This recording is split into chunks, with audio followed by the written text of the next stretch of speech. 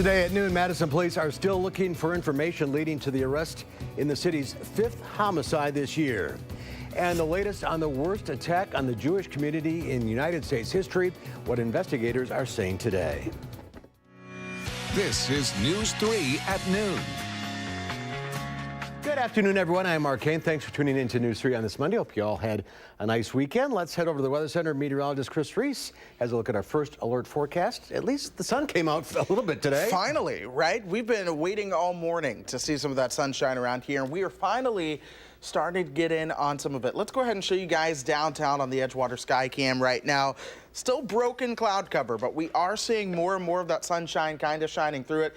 On the west side of town, we really did get to see a little bit more of that, but it's kept temperatures a little bit cooler. So we're at 47 degrees right now. Thankfully, that's about where we should be for this time of the day during this time of the year. But I want to go ahead and show you guys weather track, just kind of highlighting that thin little layer of cloud cover, but there is some clearing in the south and western parts of the state. If you focus on just cloud cover alone, there you can see the cloud cover that we've kind of been dealing with all day long starting to streak its way on out of here. But we'll be dealing with a mix of sun and clouds through the afternoon. Temperature should still top out in the low 50s to right around 50 if you are on the cooler side of those numbers. But then we'll have a break on the cloud cover after the sun sets with some clear skies overnight before we get in on more rain chances into Tuesday, and I'm going to be breaking that all down coming up in just a bit. All right, we'll see you then. Thank you, Chris. My pleasure. Top in our news today, a 21-year-old man has now died from his injuries after what Madison police are calling a targeted shooting in a downtown parking ramp early yesterday morning. Police Chief Mike Koval says it happened around bar time in the State Street campus parking lot off University Avenue. There is still no suspect in custody, but Koval says whoever shot the man, identified as Steven Villegas, had likely met him before, even if it was briefly that night.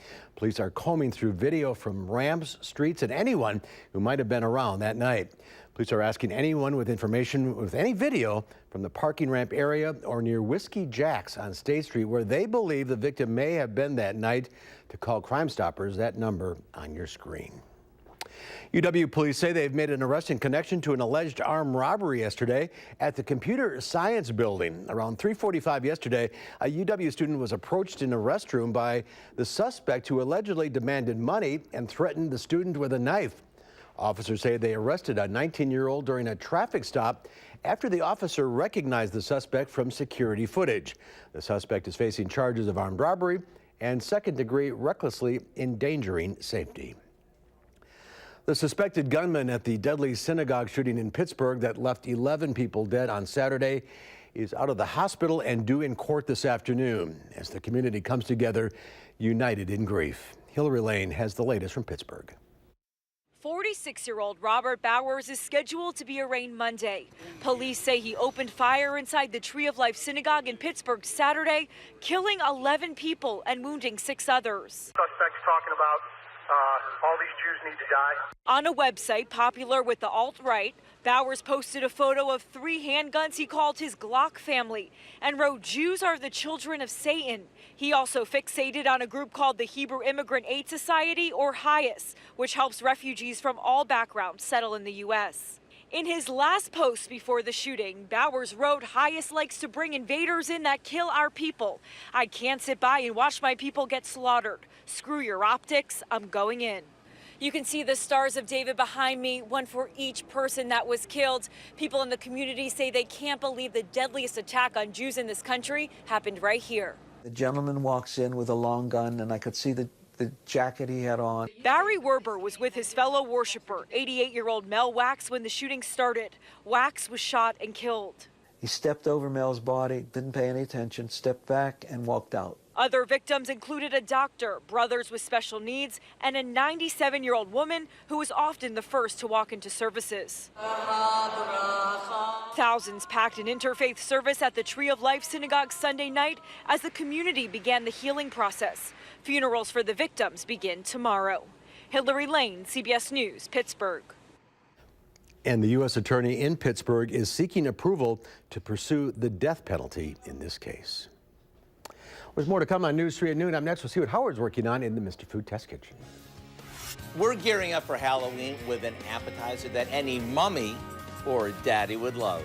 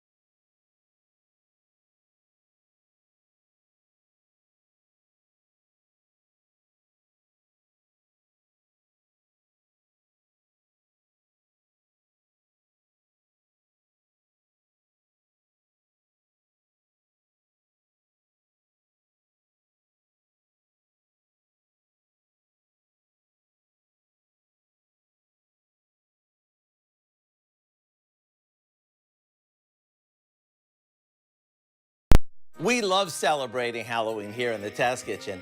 After all, when else do we get to dress up a little wacky? Plus, we love making foods that taste amazing, yet they'll scare the gajeebies out of you. Today, we have a new recipe that's perfect whether you're hosting a Halloween bash or you want to bring something special back to the office or to the pyramids. It's a mummy wrap brie, and it goes together like this.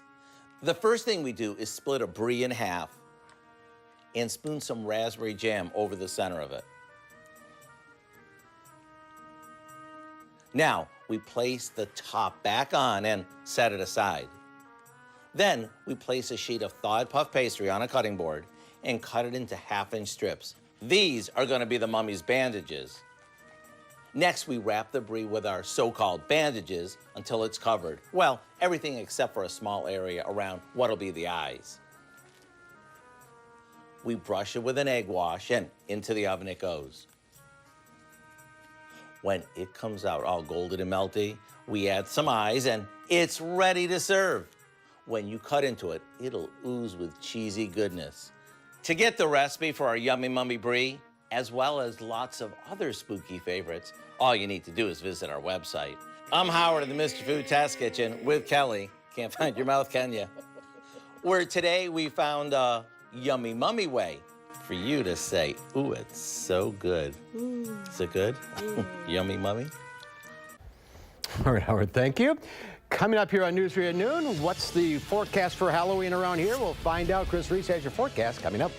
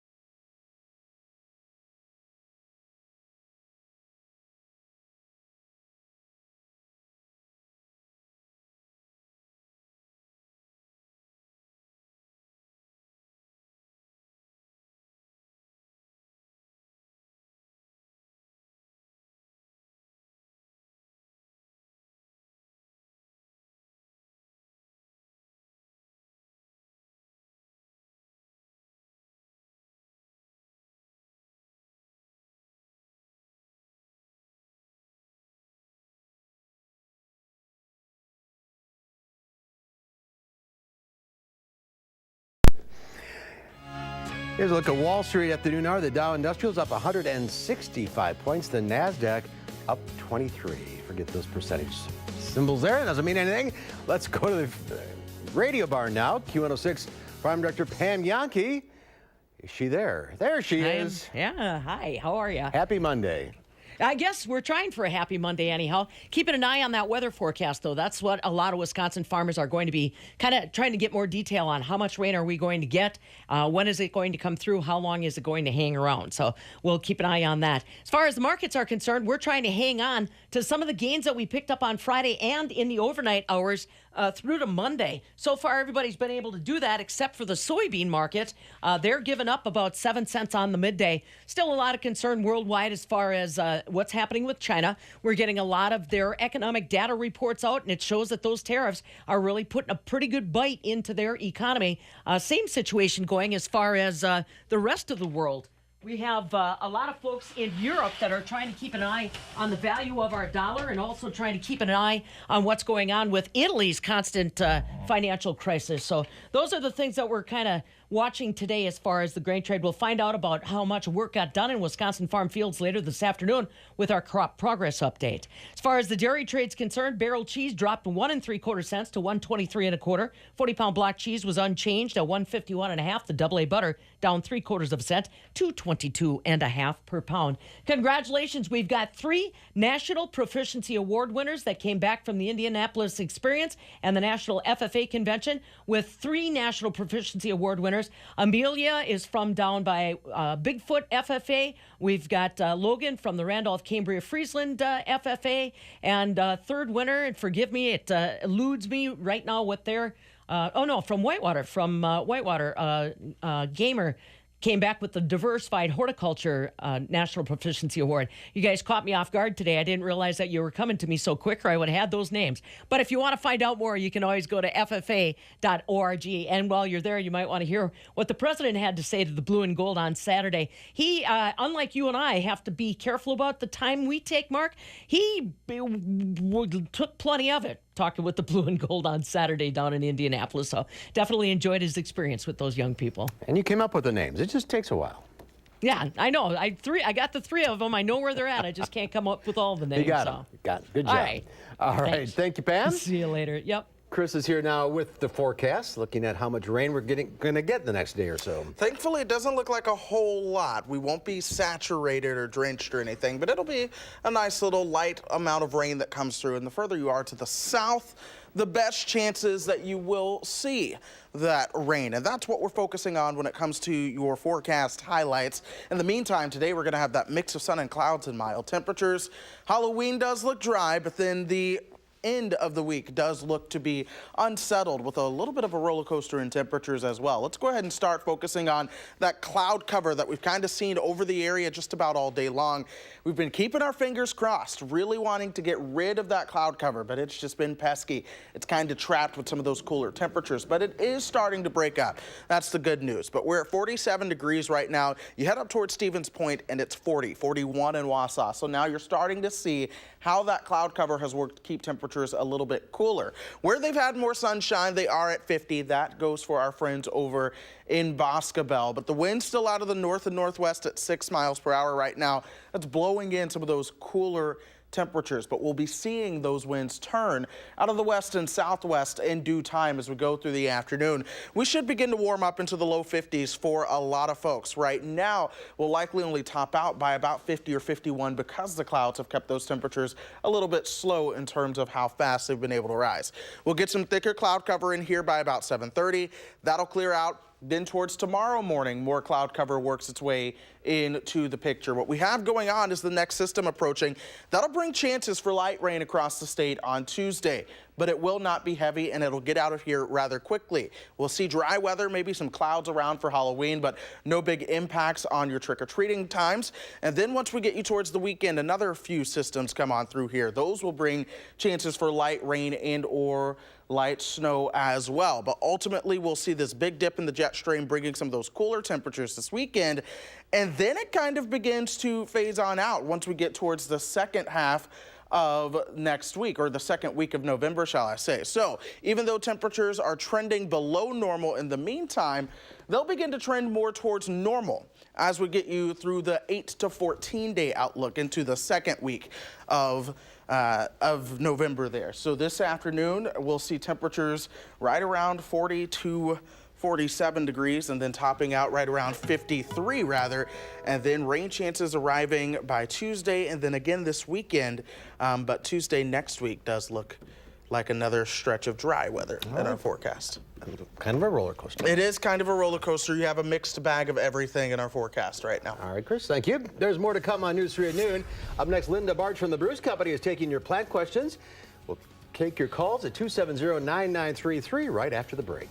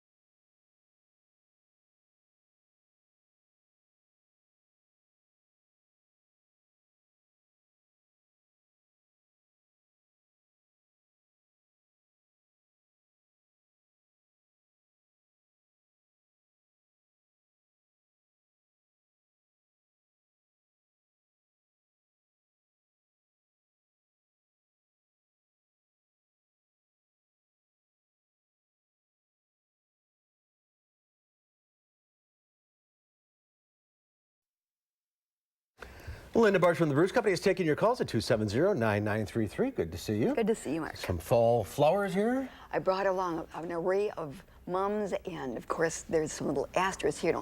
The asters are going to survive and come back next year. The mums, especially these that have been forced in a greenhouse, not so much. Those big ones you see, they're very showy, but it's for the season. one time. Yes. All right, let's get to the calls. We'll start with Heidi in Gratiot. Hi, Heidi. Hi. What's your question? I've got some mums my sister gave me, and I was just wondering if there's any way that I can plant them in my yard or keep them alive. Or Okay, well, Heidi, it sort of depends upon what kind they are, because there are some hardy mums that you can plant in the ground and they will come back the following season. But I'm not sure what kind your sister gave you, so You know what kind it is? no, I have no idea. But they're both like they're big. They're One of those probably big- about 1.5 feet across. Yeah, that's yeah, probably. most likely that is not one that's going to survive Yeah, then. just enjoy it now and Then get rid of it. yes, All right, let's go- compost. Let's go to Margaret. That's good, right, recycle. Margaret in Dalton. Hi, Margaret. Hi. Hi. Okay, my question is about mums too, and I take my mom. I have my mums in pots, and I take them in. I put them on an unheated porch over the winter. Then I put them out again in spring. But it seems like they don't have a chance to bloom before it gets cold, and that happened this time. I had some asters in, and they one of them bloomed, the other one didn't. Okay. So I'm wondering if there's something that I can do to make them start growing earlier or something so that they bloom before it gets cold. Well, I think if you're growing one of these, the mums that are growing in a greenhouse, the problem is that they do flower way too late for our season. So if you're managing to keep them, for them to survive, the problem is that we just don't have a long enough season. So nothing really to do? No, there's nothing that she can do, but her asters should be fine. Those should flower for her. All right, let's go to Margaret in Mount Vernon. Hi, Margaret. Hi there. Hi, what's your question? Okay, oriental poppies and some kind of lily that has beautiful brown speckles on the leaf, into the petals. They were overgrown with quack, and volunteer squirrels stuck some walnut trees in there. So is it harmful to whack that all off now because they're really getting overrun with the quack and then you name it? Yeah, well, obviously dig out those walnuts while they're still small. You can cut the oriental poppies and the lilies back, but as far as controlling that quackgrass, you're going to have to actually dig that out, because if you were to spray that with Roundup, there would still be enough of those plants left that it would kill them. You're just going to have to get down there and weed them out the old-fashioned way. And on, on your knees. Yeah. All right. Let's go to Judy in Portage. Hi, Judy. Hi. Hi, what's your question? Yeah, my question is I have a willow tree that is infested by some kind of funky little black seeds. They're actually drilling holes in it, like thousands of holes in it. And I don't know if there's something we can do or if it's going to kill the tree. Okay, now this isn't a hole that's being drilled by a bird. You're saying that there's actual holes in the trunk of the tree? Yes, all the way from the bottom all the way to the top. Okay, but the tree is still alive. It was I know it is, yeah. All right. Usually that sounds like a shot hole borer, but on a willow, I'm not familiar with an insect that does it. Why don't you give me a call at the WISC company, and I'll see if I can do a little bit of research for you. As long as it's dead or not dead, then, maybe it is not harming it that much. All right, let's go to Marlene in Edgerton. Hi, Marlene. Hi. Hi, what's your How are question? you? Good. Great. My question is about a jade plant. Actually, it's a jade tree. It's about 3 feet tall, and it's starting to get real gangly, and I'm wondering if I should try to trim it back and maybe repot some of the pieces that I take off. Do you have any suggestions for maintaining my jade plant? And it's beautiful. Yes, well, it's getting a little bit scraggly probably because it doesn't have as much light as it once had. So this whole idea of repotting it and taking cuttings, it would be better to do that closer to spring. If you do it now, it's going to be a little bit more difficult because our day length is so short. And if you repot it, I'm afraid that you might get some rotting going on. So wait until probably March might be a good time to do that, and get some rooting compound, and then that works really well to prune it back, and then she'll stimulate some growth at those points. All right, let's go to Thomas in Rio. Hi, Thomas. Hello. Hi, what's your question? Yes, I tried to get my amaryllis bulb going, and it seems to be shriveled up more than usual. The roots were really dry, and now I've had it in the pot and watered it, and it doesn't seem to be doing anything. Is it dying on me? No, you've had this amaryllis growing outside, then it rested, and now you're potting it up again. Is that the right? Right, yeah. I had it in storage in the basement all summer since like June or July. Well, actually, you should have probably had that growing and rebuilding the bulb, because you don't let it rest until after, I like to put it actually in the ground, and then before danger of frost, dig it up, cut everything back, let it rest for a month or so, and then pot it up. So right. I think you're out of sync. All right, we're out of time. If you're on the line, stay there. Linda will talk to you off the air. See you next time. Okay. Chris has one final check of the forecast. We'll continue to see a mix of sun and clouds as we go through the rest of this afternoon. Temperatures will top out in the low 50s. Clouds increase with rain chances for Tuesday. Sunshine for your Halloween. And then towards the weekend, another system comes through. That'll bring mainly chances for rain, but we can't rule out the possibility of a snowflake mixed in. All right, that's our time for now. Thanks for watching. We'll see you back here at 4 o'clock. Have a great afternoon. Making plans that are weather dependent? Get an accurate 12-hour, even a 10-day forecast. Download the Channel 3000 First Alert Weather app and start planning.